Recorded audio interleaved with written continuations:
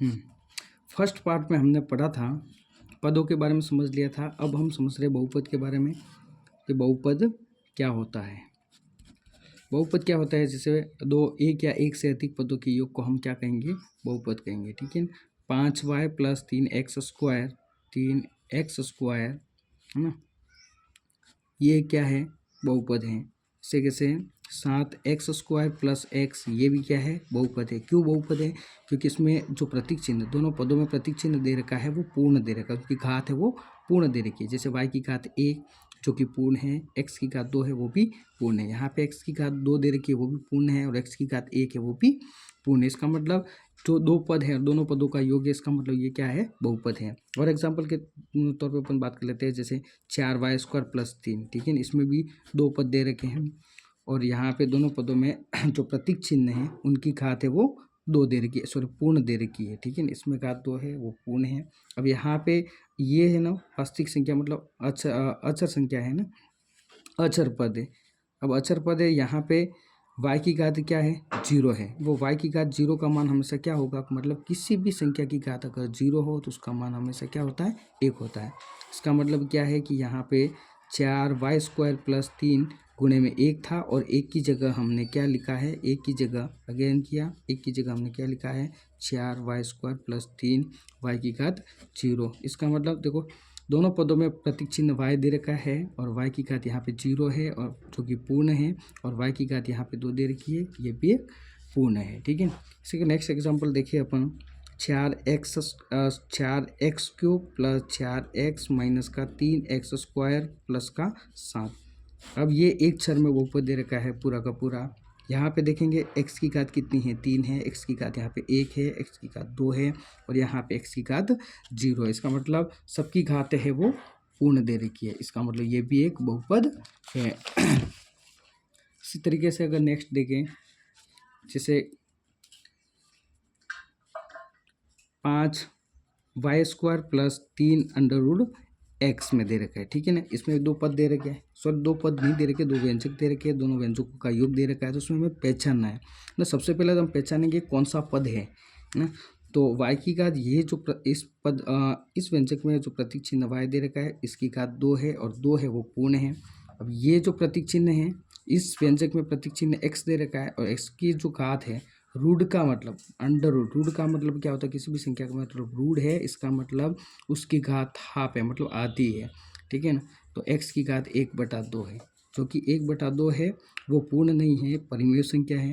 इसका मतलब एक पद इस पूरे दोनों व्यंजकों के योग में एक पद नहीं है। इसका मतलब ये पूरा का पूरा जो व्यंजकों का योग दे रखा है वो बहुपद नहीं है, तो ये बहुपद नहीं है। इसे कैसे, नेक्स्ट अगर देखिए एक और एग्जाम्पल, जैसे 7z की घात 3/2 + z दे रखा है। सीधा समझ में आ रहा है इसमें, देखो कि z की घात कितनी दे रखी है, 3/2 दे रखी है, मतलब कि ये पद है ही नहीं, ये पूरा पद नहीं है। अब पद नहीं है, इसका मतलब ये क्या है, पूरा बहुपद भी नहीं है, बहुपद नहीं है। ऐसे कैसे एग्जाम्पल हम देख लेते हैं यहाँ पे। तो नेक्स्ट एग्जाम्पल, 3x की घात 1 + 5, ये क्या है, बहुपद है ना। 4y² + 3y - 4, ये भी क्या है, बहुपद है, ये भी बहुपद है।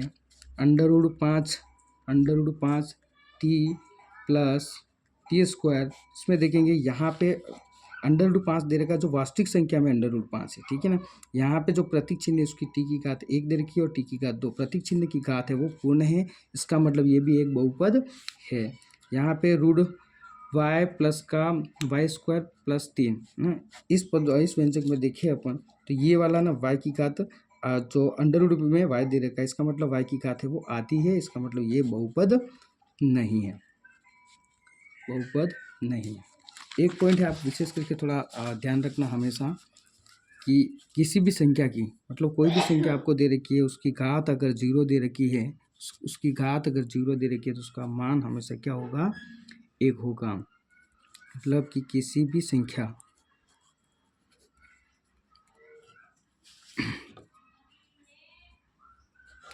संख्या की घात शून्य हो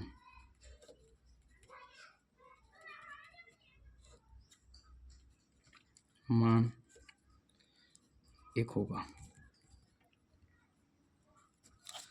अब हम समझेंगे बहुपद को डिवाइड किस तरीके से कर रखा है।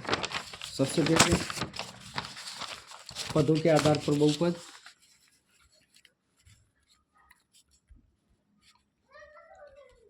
पदों के आधार पर बहुपद,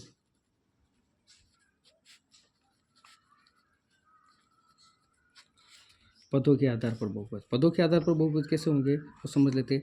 एग्जाम्पल के तौर पर 4x प्लस का 7, तो ये वाला जो बहुपद दे रखा है ये कौन सा बहुपद है, तो ये अगर अपन पदों के आधार पर बात करें तो ये द्विपद, इसमें कितना, ये पहला पद और ये दूसरा पद, इस मतलब इस बहुपद में कितने पद दे रखे हैं, 2 पद दे रखे हैं, तो ये कौन सा बहुपद होगा, तो ये द्विपद होगा, है ना। इस बहुपद में पदों के आधार पर बहुपद कौन सा होगा, तो ये द्विपद होगा, ठीक है। ऐसे कैसे 3x प्लस 3x² माइनस का 7, तो इस बहुपद में कितने पद हैं, 1 2 और 3 बहुपद है, सॉरी 3 पद है ना। तो ये पदों के आधार पर कौन सा बहुपद होगा, तो ये त्रिपद होगा। नेक्स्ट एग्जांपल अपन देख लेते हैं 4x² है ना। तो ये भी एक बहुपद है, अपन ने पहले समझा था लास्ट वीडियो में कि इसको तो अपन मान रहे थे कि ये क्या है, ये तो एक पद ही है, पर इस पद को अपन बहुपद के बारे में सॉरी बहुपद में व्यक्त कर सकते हैं, वो मैं नेक्स्ट वीडियो में बताऊंगा कि कैसे उसको व्यक्त कर सकते हैं। तो ये भी एक क्या है, बहुपद है। तो कितने पदों में जो पद कितने दे रखे हैं, तो एक पद दे रखा है, तो ये वाला बहुपद पदों के आधार पर देखें तो कौन सा बहुपद है, तो एक पदी बहुपद है। कौन सा है, एक पदी बहुपद है। ऐसे किससे बहुत सारे एग्जाम्पल अपन देख सकते हैं, आगे वाले जो ऐड कर सकते हैं इसमें जैसे कि 7x² plus 3x³ minus 5x5 plus 7, ठीक है ना। कितने बहुपद कितने पद दे रखे हैं, तो इस बहुपद में कितने दे रखे हैं, 4 दे रखे हैं, 1 2 3 और 4। तो ये कौन सा पदों के आधार पर कौन सा बहुपद होगा, तो 4 पदीय बहुपद होगा, 4 पदीय बहुपद। अब हम पढ़ेंगे, ये तो हो गया पदों के आधार पर बहुपद हो गया, अब पढ़ेंगे हम श्रृंखला के आधार पर बहुपद, पढ़ेंगे हम श्रृंखला के आधार पर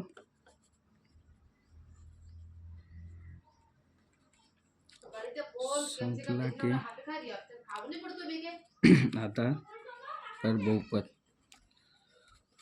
अब श्रृंखला के आधार पर बहुपद देखेंगे 4x प्लस का 3, ठीक है ना। तो ये बहुपद दे रखा है। अब हम बात करेंगे, अगर पदों के आधार पर बात करेंगे तो 2 पद है, तो कौन सा बहुपद है, तो द्विपद है।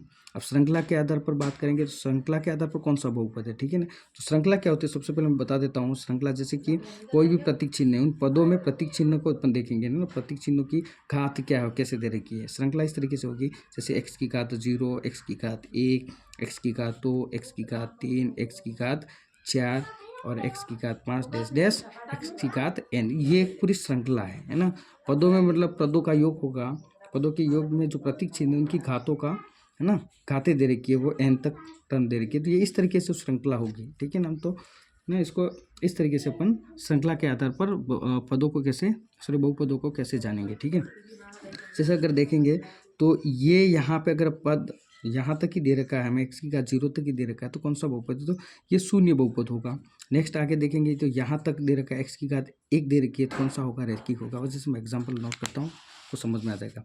जैसे देखो यहाँ पे x की घात क्या दे रखी है, 1 दे रखी है, और x की घात क्या है यहाँ पे 0, x की घात 0 और x की घात 1 है, 2 पद दे रखे हैं, तो कौन सा बहुपद है, तो ये वाला जो बहुपद है वो कौन सा है, तो रैखिक बहुपद है। कौन सा है, रैखिक बहुपद है।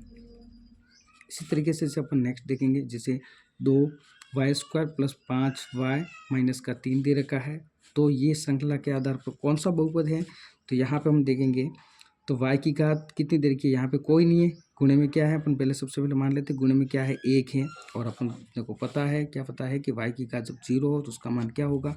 अब एक की जगह हम इसको 100 कर सकते हैं, जैसे 2y² प्लस 5y माइनस का 3y की घात 0, ठीक है ना। तो ये एक श्रृंखला बन गई, ठीक है, y की घात 0, y की घात 1, y की घात 2।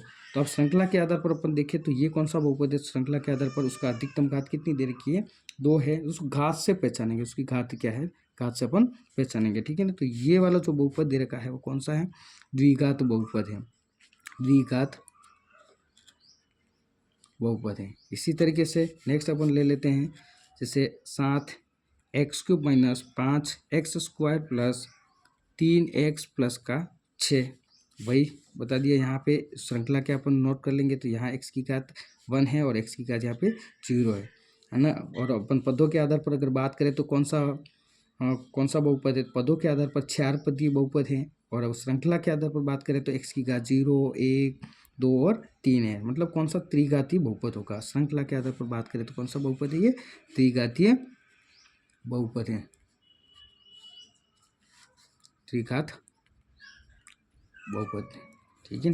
ऐसे कैसे, मान लो कुछ की घातें और बढ़ जाएं, जैसे यहाँ पे मैं लिख देता हूँ, जैसे 3z की घात 7 माइनस z² प्लस का 3, ये अब इसको समझेंगे अपन। श्रृंखला के आधार पर अगर उसकी बात करूँ मैं, तो उसको ध्यान से एक बार समझ लेना, देख लेना कि अगर पदों के आधार पर बात करेंगे तो उसमें पद कितने दे रखे है ना, 1, 2 और 3। तो ये जो बहुपद है वो पदों के आधार पर अगर बात करें तो त्रिपदी बहुपद है। अब श्रृंखला के आधार पर अगर बात करें तो उसमें श्रृंखला कहाँ तक जा रही है, इसको समझना है अपने को। यहाँ पे अपन समझेंगे तो z की घात कोई नहीं है, तो z की घात 0 है। अब यहाँ पे z की घात कितनी है, 2 है, z की घात कितनी है, 7 है, ठीक है ना। तो श्रृंखला नहीं देगी, अपन यूँ नहीं समझेंगे कि इसमें कोई श्रृंखला तो है नहीं, है ना।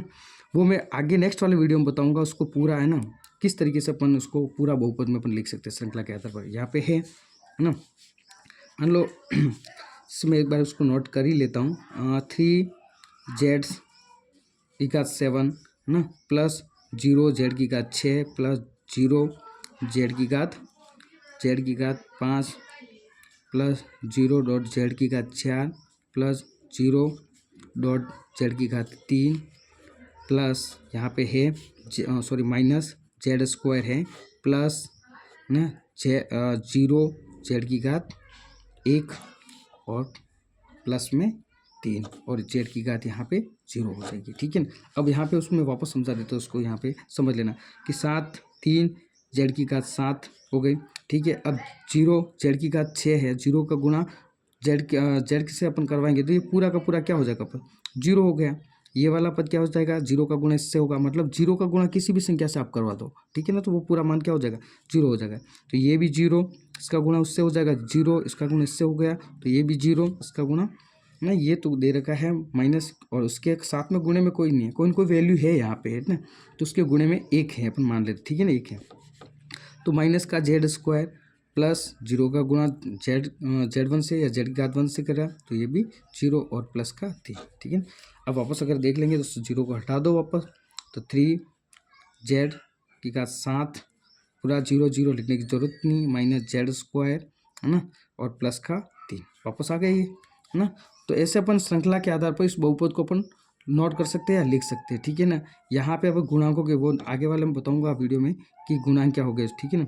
यहाँ पे z की घात 7 का गुणांक क्या है, 3 है, z की घात 6 का गुणांक क्या है, 0, इसका गुणांक क्या है 0, 4 का गुणांक क्या है 0, और z की घात 3 का गुणांक क्या है 0 है, और 2 का क्या है माइनस में दे रखा है यहाँ पे माइनस का 1 है, ठीक है। और z की घात 1 का गुणांक क्या है, तो 0 और 3 है ना, वो अपने आप में एक अचर वैल्यू अपन मान लेते हैं, z की घात 0 है और z की घात 0 का मान 1 होता है, इसका मतलब एक अचर वैल्यू है, ठीक है ना। तो ये 3 हो गया, ठीक है ना, गुना। तो अपन इसको समझ भी सकते हैं, लिख सकते हैं। तो देखेंगे अपन, देखना क्या था अपने को, श्रृंखला के आधार पर क्या देखना था अपने को कि ये श्रृंखला के आधार पर कौन सा बहुपद है ना, श्रृंखला के आधार पर कौन सा बहुपद है उसको समझना था। तो श्रृंखला के आधार पर अगर देखें तो इसको वापस देखें तो अधिकतम घात देखो 0, यहाँ पे अगर वापस बता देता हूँ मैं कि यहाँ पे घात देखो, श्रृंखला के आधार पर देखा था अपन ने x की घात 0, 1, 2 और 3, तो ये अधिकतम घात 3 दे रखी, तो कौन सा बहुपद था, त्रिघात बहुपद था। ऐसे कैसे अगर इसमें अपन देखें तो 0, 1, 2, 3, 4, 5, 6 और 7 तक है, तो अधिकतम घात कितनी है, तो 7 है। तो ये कौन सा बहुपद होगा, तो 7 घाती बहुपद हो जाएगा। कौन सा होगा, 7 घाती बहुपद होगा, 7 घातीय बहुपद हो जाएगा, ठीक है ना, ये 7 घातीय बहुपद होगा, ठीक है। अब बहुपद के बारे में हमने समझ लिया, पदों के आधार पर समझ लिया, श्रृंखला के आधार पर भी समझ लिया, और बहुपद होता कौन सा है वो भी समझ लिया। अब नेक्स्ट वाले वीडियो में हम समझेंगे बहुपद को किस तरीके से प्रदर्शित करते हैं, बहुपद का व्यापक हल क्या होता है, उनको नेक्स्ट वाले वीडियो में पढ़ेंगे, ठीक। धन्यवाद।